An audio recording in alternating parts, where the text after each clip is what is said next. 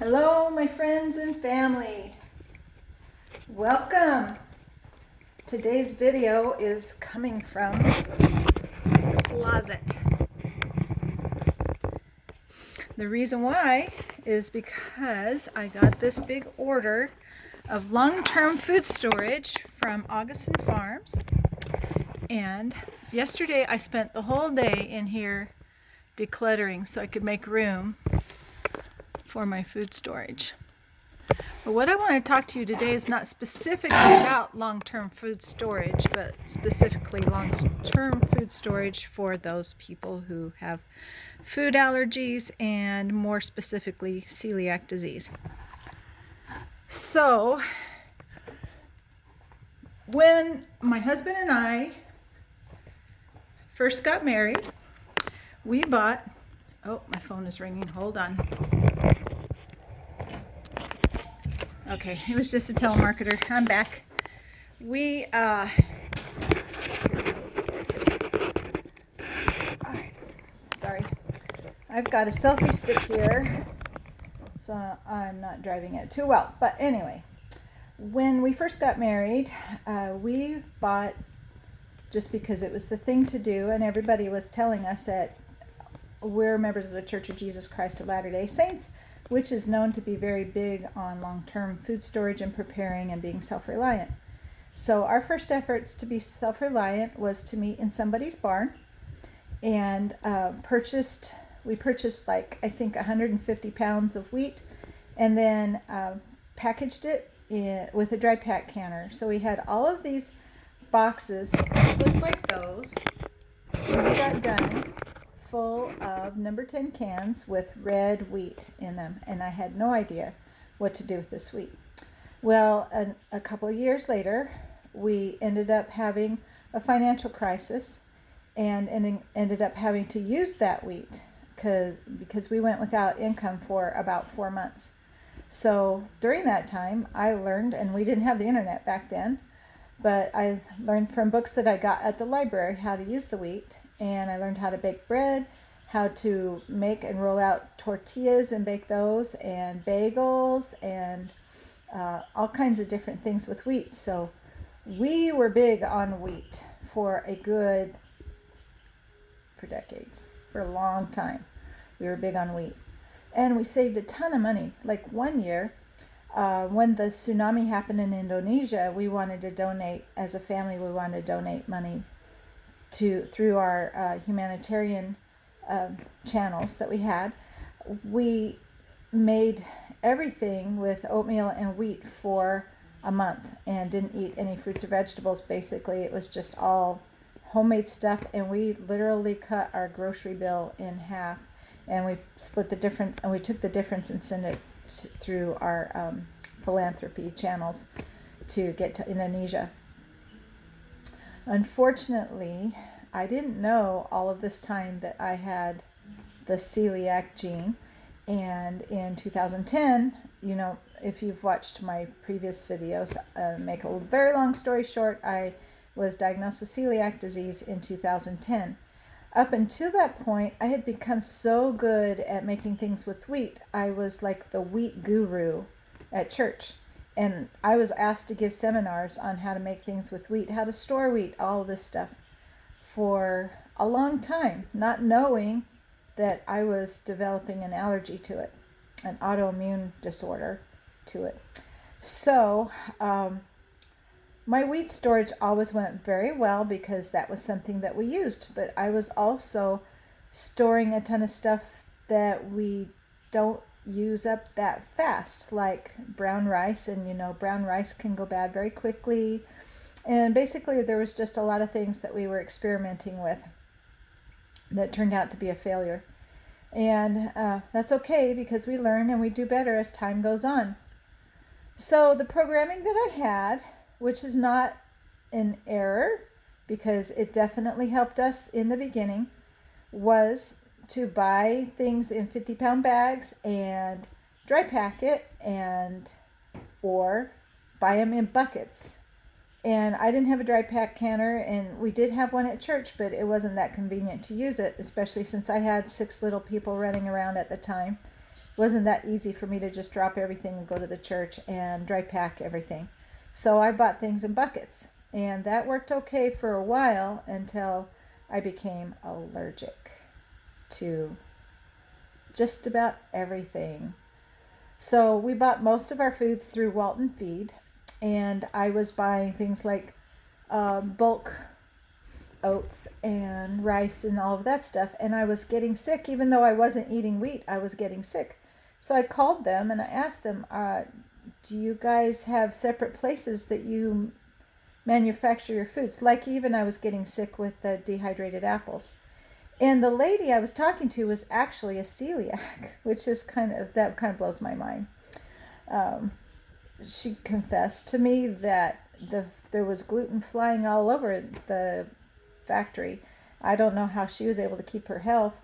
Maybe she wasn't. Maybe she was just a new celiac like me. I didn't know how detrimental it was. But I had just lost my source for bulk foods, which was really sad. So I still, even to this day, have some number 10 cans from Walton Feed. But at that time, I had buckets of stuff from Walton Feed. And I had to give that away. And over the years, I have purchased large buckets of beans and lentils. And one day, this was terrible. One day I had bought some lentils that had the little circle with the GF inside of it. And this bucket I'd been using for a year, and it was halfway empty. And one day I was making some lentil soup, and I scooped up my 1 cup of lentils, and lo and behold, there were 3 pieces of barley in there. So I ended up throwing half that bucket away. So what I've learned over the years is, for me personally, as a celiac, bulk food storage doesn't work very well because I don't have a lot of control over the cross-contamination. And I don't believe Thrive Life, I haven't actually looked, but I don't believe anybody really sells the big bags of certified gluten stuff except for Bob's Red Mill. So with Bob's Red Mill, I buy the 25-pound bag, and I will show you here, of certified gluten-free oats. And I go through those like crazy. And I've been on an elimination diet, and they seem to sit with me really well, although they know that's not for everybody. But I'll buy the bag, and then I'll put them in these wide mouth mason jars and put some oxygen absorbers in there. And that's what I make my granola out of. So that's one thing I do that is bulk. And then I've stopped buying everything else bulk, grains, bulk from Bob's, because I just wasn't finishing it fast enough. And I'll just buy I was craving pancakes the day I bought my oats, so I bought one of the little bags of the gluten-free pancake mix. And I bought a box of gluten-free pizza mix because the boys like to make their own pizza. So that's what I've learned. But what I've really learned is the rotation thing is probably the most important money saver. Even if you have to buy the small expensive cans, then you're not wasting. I found with the big bulk things, other than the oats, I was wasting so much food because I kind of have this ick factor thing going on. If I'm like, let's just say I have a 5-gallon bucket of black beans, and I've gotten halfway through that, and it's been sitting. See, the ick factor came when I moved to Central Florida.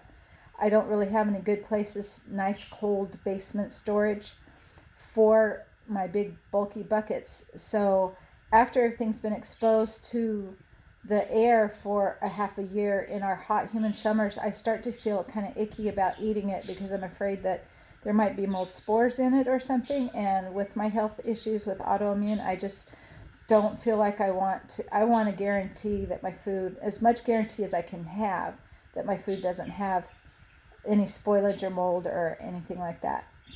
So the ick factor was so strong with me that I was wasting money because I would end up throwing half of the buckets away. And since we've moved here, this was not the case when we lived in Iowa, even though my basement was kind of moldy and humid itself.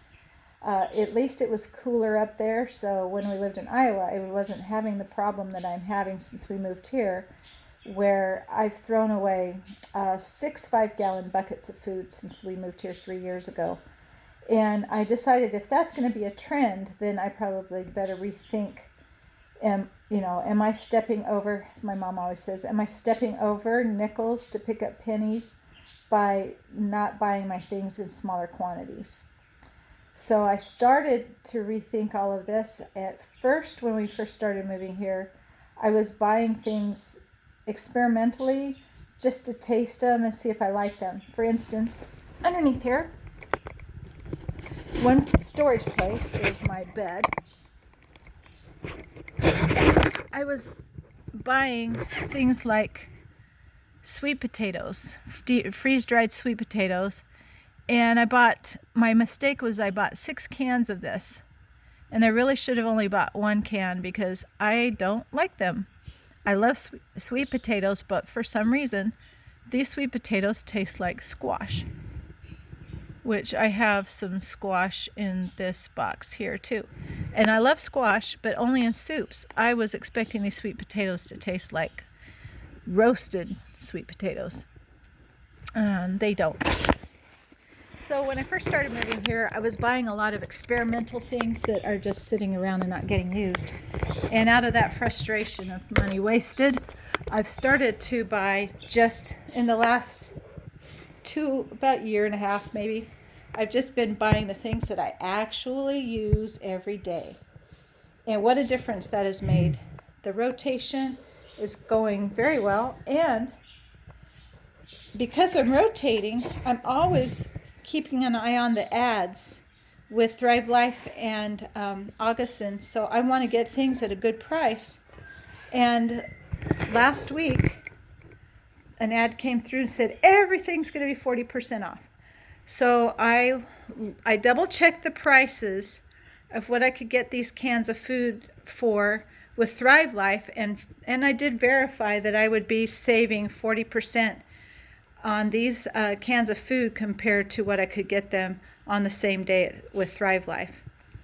So the tips that I have, especially if you have food allergies, is to only buy in long-term storage those things that are certified for your allergy. Certified gluten-free would be my case.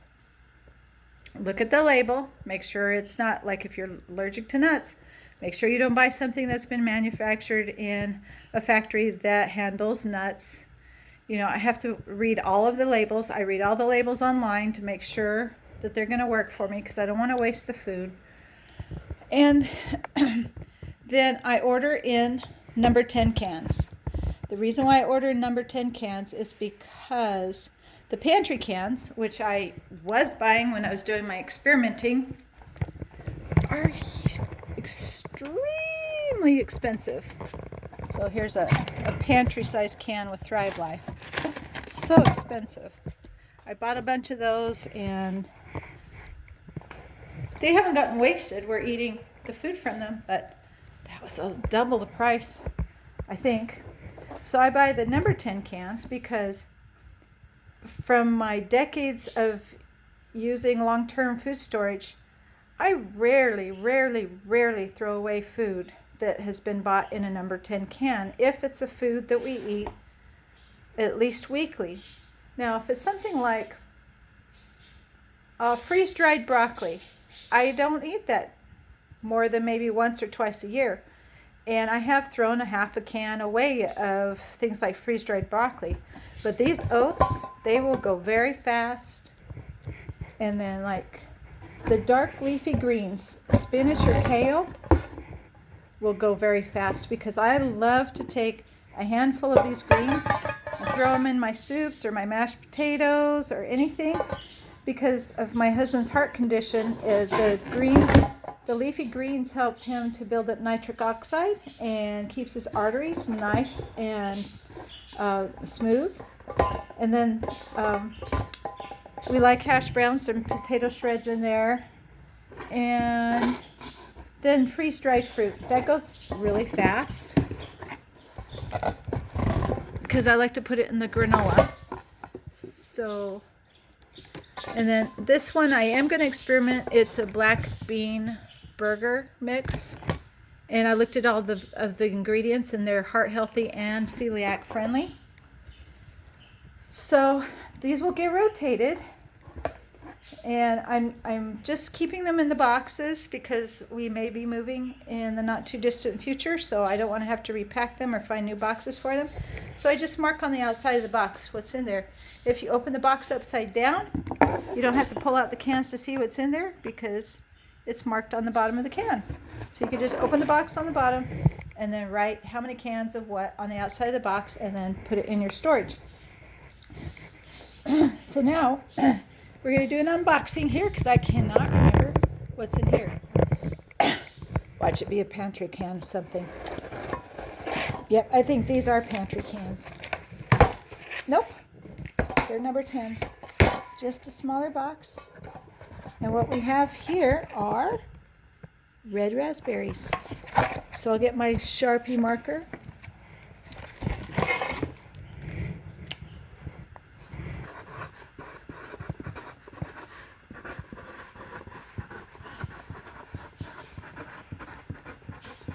And I'd like to write the date that these came today is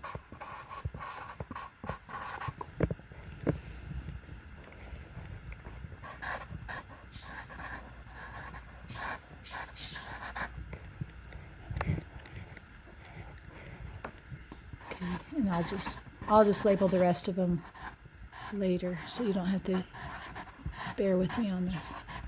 Okay, so none of these cans will get wasted, and I'll save money in the long run because I won't be wasting food. And I'm getting food that I know is certified gluten-free, so it shouldn't make me sick. And that is how I solved my long-term food storage problem when I was diagnosed. Here's some more boxes that I unboxed. And these boxes are going to go up here. I've been practicing peeling the onion layers of decluttering my house, just like other people who are proclaimed minimalists. I've been following some of those principles, but I do not call myself a minimalist. I call myself a prioritist. I got rid of a lot of stuff, like in my whole house. I've been working on this for a year. I've been getting rid of a ton of clutter of things that I am not going to need, and some paperwork, sentimental things that I took pictures of, and because I have a small house for the size of my family.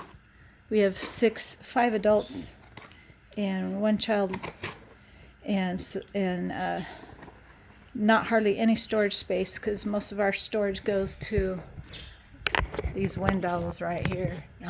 There's just a lot of windows in my house. Not very many places for shelves and cabinets. So rather than use my shelves and cabinets for things that I can't part with, I talked myself into parting with those things so I could make room for my food storage. So I prioritized how I'm using the space. Now we're seeing what's in here. I cannot remember what I bought. Isn't that funny? Another number 10 can of spinach. Okay, so we have enough spinach to last us for a year. Anyway, if you have food allergies, I would love to hear what you're doing to address long-term food storage, if that's your thing, if you're into storing for the future. And I hope that this helps, because when I started on my feeding my celiac belly journey, I had to totally rethink food storage, and it was just a long journey trying to figure out what to do, and a lot of wasted food. So I hope this helps someone avoid the same expense that I went through and the time. And if you have any great ideas to pass on to me, I would love it. Thank you for watching, and thank you for